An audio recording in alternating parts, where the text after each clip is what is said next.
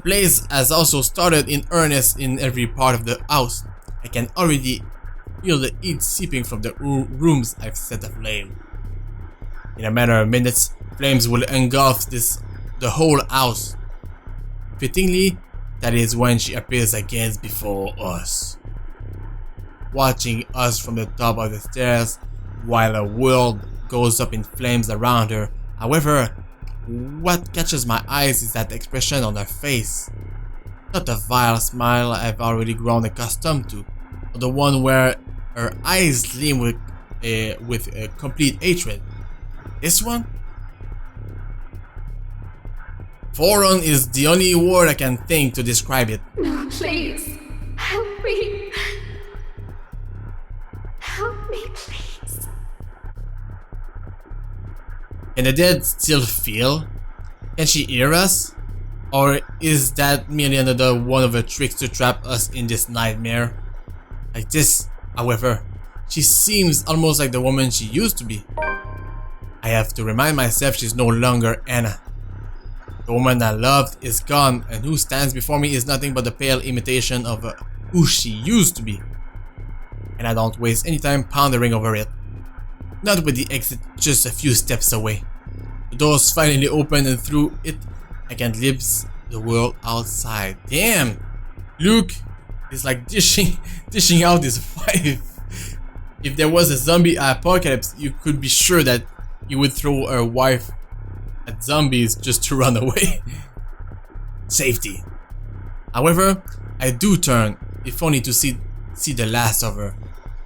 A farewell, more than anything. For all her attempts to lure me, draw me in, her wishes to be with me, she does not stop when I finally run from this horrid place. Quietly, she disappears. Achievement unlocked, light it up. Watching a multi-million pound house burn before me, for some reason, nothing this bothers me. Maybe it's the one last look on her face that has changed it. Maybe it's what I've seen and heard inside. There's only a calm, a stillness. The same hush that comes after a terrible storm has swept the countryside. And with it is the sight of the sun rising above the horizon. Ever so slowly, the sky begins to lighten before my eyes. Darkness giving way to the warm morning hues, soft rays spilling over the vast expanse of Luxburn countryside.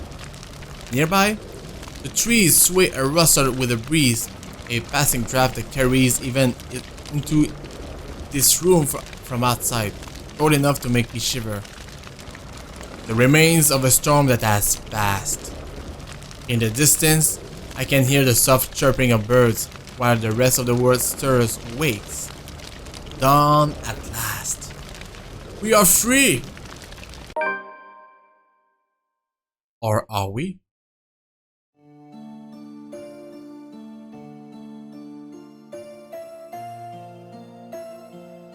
Like the flames that engulfed the mansion that night, whispers quickly spread across Luxburn City after the incident. Officers who investigated it have simply deemed it an unfortunate accident, resulting in the deaths of innocent lives. Regardless of the truth, Luke Wright files criminal charges against Frey Realty Corporation for undisclosed reason to the public, forcing the latter to declare bankruptcy. A move that has merely stoked the rumors further. But for those who still believe in the stories of the old and those who know the truth, it is but a testament to the curse and the secrets the Among-God mansion has hidden for centuries. If there will come a time, those will finally be revealed. Only the ashes of the now ruined mansion know. However, on nights when the wind howls and thunder booms across the sky, some still claim hearing of voices where it once stood. Of cries and wails that fill the nights and desperate calls of help for anyone who dares listen. As for those who once shred its soul, oh. Although Luke Wright has won its legal battle with Frey Realty Corporation, another tech leak places him and Wright Enterprise under the spotlight months later. This time, however, with the 10th Chief Inspector Harvey Lee's sudden absence, the business is not able to escape close scrutiny. In an investigation headed by LPD's Detective Inspector Ashton Frey, out of Wright Enterprise illegal business dealings within the past 10 years come to light. Although his involvement with other crimes is still being investigated, the disclosure has caused a huge outcry, especially from the city's business sector. Sued on multiple grounds, the company is ultimately forced to shut down. Meanwhile, to avoid public outrage, the once affluent businessman immediately leaves the city. All of his bank accounts have been emptied, including his Luxburn apartment, leaving not a single trace or clue where he might be hiding. Oh, he ran away! Aha! The last anyone has seen of the man was on a flight bound for Ireland. Till this day, no one has heard from him, even his people from the old Wright Enterprise, who have been left to deal with the aftermath. Though, over the past few months after the situation has come, some have made claims of spotting him flitting in and out the city, if only to check on those he has left behind. Months after her recovery, achievement unlocked, Requiem. Months after her recovery, Marianne McCullough heads back to her homeland, ready to close a chapter of a past she has left hanging for so long. There, she visits Lorraine's grave, asking for forgiveness from the girl she once loved, something she has intentionally avoided for years. In spite of this, a different regret still clings to her, one that has been left by what she has witnessed inside the Ermengarde mansion. She never returns to Luxburn after, leaving her interior design company in the hands of her secretary instead. But with her absence, the business eventually declines, until they are forced to shut it. Unexpectedly, she turns to music, hoping it will someday drown out the voices and the gruesome memories still lingering in her head. Ooh. By some stroke of luck or an unfortunate circumstance of fate, Marianne encounters Luke Wright once again, almost a year after she returned home. Damn. She meets the man in the local marketplace, unsettled, fumbling and confused. Although her opinion of him remains ambivalent at best, she reluctantly offers help, especially after seeing him stumble on his Gaelic more times than she deems acceptable. And it becomes a start. Not to a close friendship by any means, but perhaps something akin to it.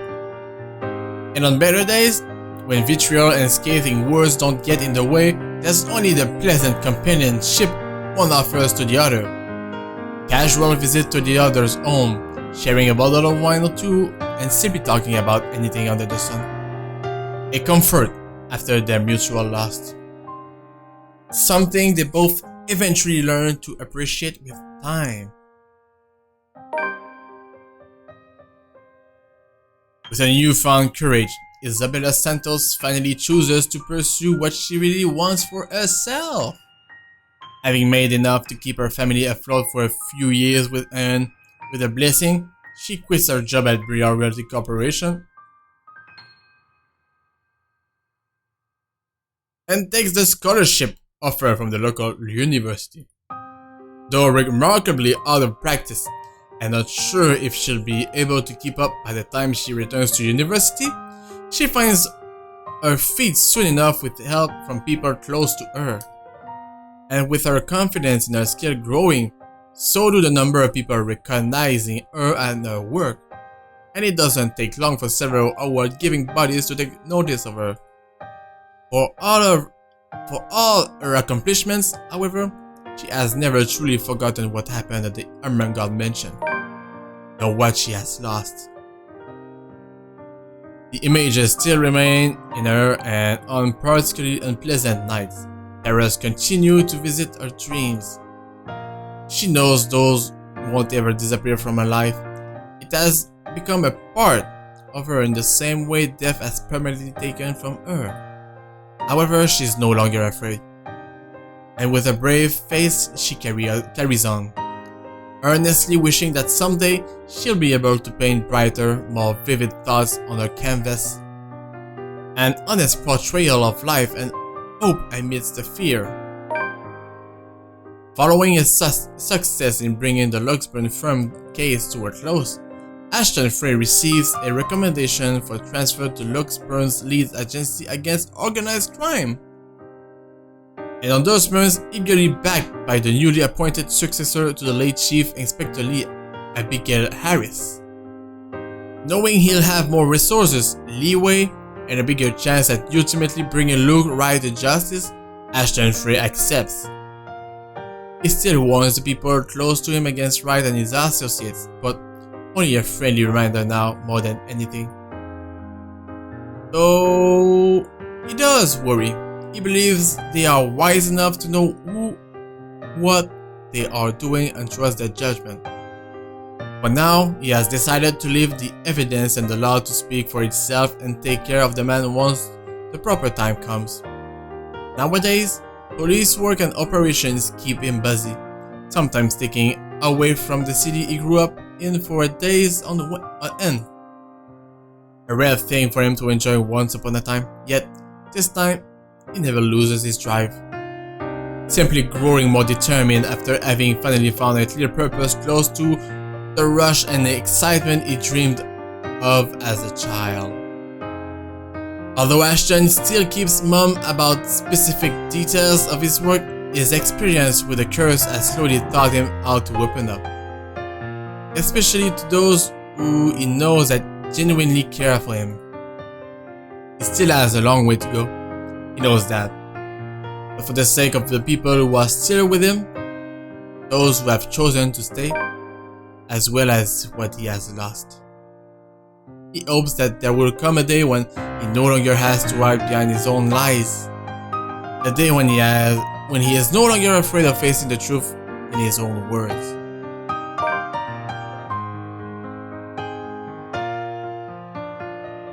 Between their lingering trauma and their measly attempts at normalcy, it takes a few months for the awkwardness to finally lift for both Ashton Frey and Isabella Santos.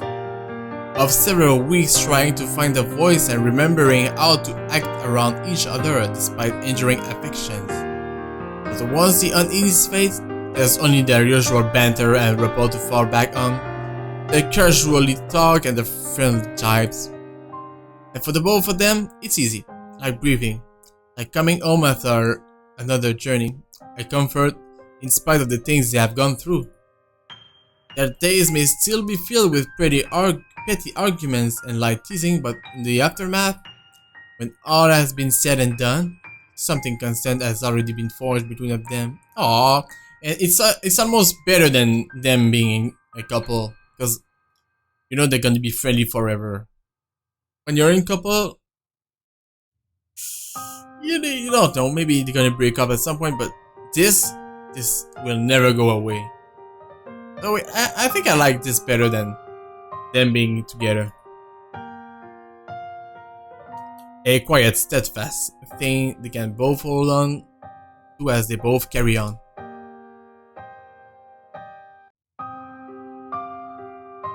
And it's over! What an awesome game. Damn. I knew the game was over. I love the game. To be honest, it's the best visual novel that I have played, I think, ever. Very well done. It's a long game, so you don't waste your money on it, and it's very well done. It has a lot of replayability, different endings, different outcomes, different decisions, different everything. The only thing that I'm